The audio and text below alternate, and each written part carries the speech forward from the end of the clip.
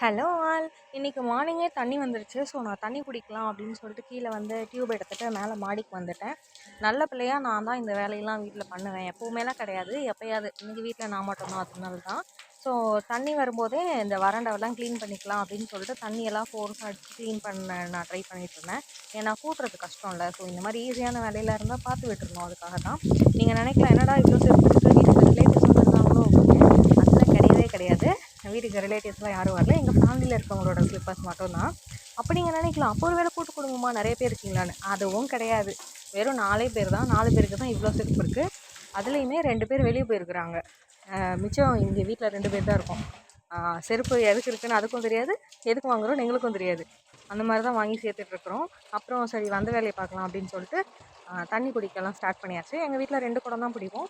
ஏன்னா one day விட்டு one day தண்ணி வந்துடும். அதனால ஒன்றும் பிரச்சனை இல்லை, ஸ்டாக் வச்சுக்க மாட்டோம். அப்பப்போ வரும்போது குடிச்சிப்போம். குடத்தெல்லாம் பாருங்கள், நான் எப்படி க்ளீன் பண்ணி எவ்வளோ பொறுப்பாக வேலை பார்க்குறேன்னு. இந்த வீடியோலாம் பார்க்கும்போது எனக்கே ஆர்த்தி பாவம் இல்லை, நீ எவ்வளோ வேலை பார்க்குறல்ல அப்படின்னு எனக்கே ஃபீல் ஆச்சு. அதனால தான் இவ்வளோ என்னையே நானே பெருமையாக சொல்லிக்கிட்டே இருக்கேன். அப்புறம் மாடிப்படிலாம் க்ளீன் பண்ணலாம் அப்படின்னு சொல்லிட்டு எனக்கு டக்குன்னு ஒரு ஞானோதயம் வந்துச்சு. ஏன்னா இப்போல்லாம் நான் வாக்கிங் போகிறேன் அப்படின்னு சொல்லிட்டு மாடி அதிகமாக யூஸ் பண்ணுறேன். அதனால நேற்று நைட்லாம் நடக்கும்போது எனக்கு கால்லாம் கொட்டிக்கிட்டே இருந்துச்சு. அதனால தான் நான் க்ளீன் பண்ணலான்னு வந்தேன்.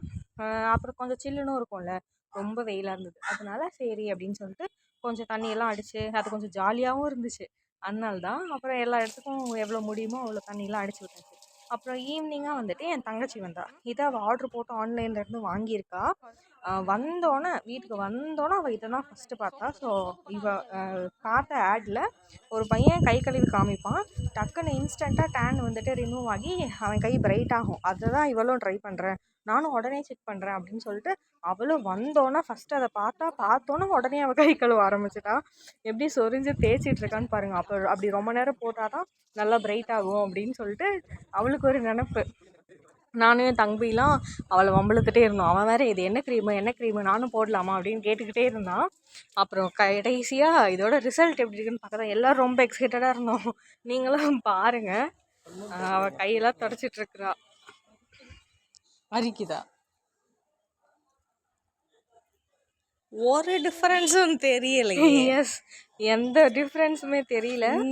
ஈவன் கழுவாமல் இருக்கிற கை கூட கொஞ்சம் பிரைட்டாக தெரிஞ்சது. அப்புறம் ஈவினிங் கிடையாது, நைட்டாக நாங்கள் கொஞ்சம் வெளியே போயிருந்தோம். ஒரு திங்ஸ் வாங்க தான் போனோம். பட் ஆனால் அது இல்லை. ஆனால் அதனால நாங்கள் பசிக்குதுன்னு சொல்லிட்டு சாப்பிட வந்துட்டோம். இது வந்துட்டு ஒரு கார்டன் தீமில் இருக்க ரெஸ்டாரண்ட்டு தான். நல்லாயிருக்கும். ரொம்ப நாள் முன்னாடி நாங்கள் போனது. இப்போ தான் ரொம்ப நாள் கழித்து போயிருக்கோம்.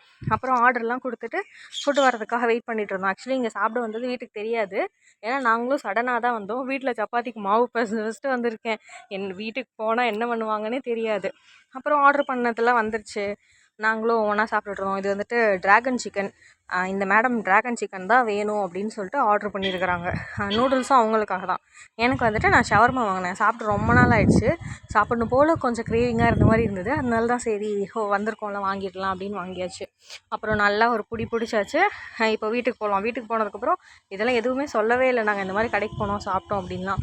பில்லு வந்துட்டு எங்கள் 2 பேருக்கும் 450. கொஞ்சம் அதிகம் தான். பட் ஆனால் ஃபஸ்ட்டு நாங்கள் இதை விட ரொம்பவே செலவு பண்ணுவோம். இப்போ தான் கொஞ்சம் பொறுப்பாக செலவெல்லாம் பண்ணாமல் இருக்கோம். அப்புறம் வீட்டுக்கு வந்து எதுவுமே தெரியாத மாதிரி நல்ல பிள்ளைங்க மாதிரி சப்பாத்தி சுட ஆரம்பிச்சிட்டேன். நான் தான் இன்றைக்கி சப்பாத்திக்கு மாவு பிசைஞ்சேன். நான் பிசையும் போது கொஞ்சம் நிறைய தண்ணி விட்டு கொஞ்சம் இலக்கமாக பிசைஞ்சிருவேன். ஸோ அதனால் நம்ம சப்பாத்திக்கு எண்ணெய் விடாமல் இது பண்ணால் கூட அது வரட்டி மாதிரி இருக்காது, கொஞ்சம் நல்லாவே இருக்கும். ஈவன் நாளைக்கு வரைக்கும் வச்சுருந்தாலும் கூட அது நல்லாவே இருக்கும். அந்த ஃப்ளெக்சிபிளாகவே இருக்கும். காஞ்சி போய் ரொட்டி மாதிரி ஆகாது. அது கொஞ்சம் நல்லா சாஃப்டாகவே இருக்கும்.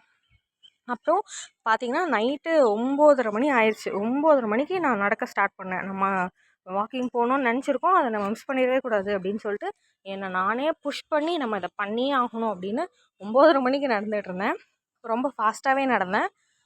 9:45க்கெலாம் பார்த்திங்கன்னா 3000, நியர்லி 3000 கிட்ட வந்தாச்சு. ஹார்ட் பீட் வந்துட்டு ரொம்ப ஃபாஸ்ட்டாகவே வந்தது. 10 கிட்ட நான் என்னோடய கோல் கிட்டே ரீச் பண்ணிட்டேன். அதுக்கப்புறம் இன்னொரு 10 மினிட்ஸ் கிட்ட 5000 ரீச் பண்ணியாச்சு. ஹார்ட் பீட்டும் 33 இருக்குது. பார்த்தோன்னே எனக்குலாம் அப்படியே வேறு லெவல் ஜாலியாக இருந்துச்சு. பரவாயில்லையே, நம்மளும் ஒரு விஷயம் நினச்சா அதை கரெக்டாக பண்ணுறோம் அப்படின்னு எனக்கே ரொம்ப ஹாப்பியாக இருந்தது. நீங்களும் என்னை சப்போர்ட் பண்ணுற விதமாகவும் மோட்டிவேட் பண்ணுற விதமாகவும் அந்த லைக்கு, ஷேரு, சப்ஸ்கிரைப்லாம் கொஞ்சம் பண்ணிக்கோங்க. தேங்க்யூ.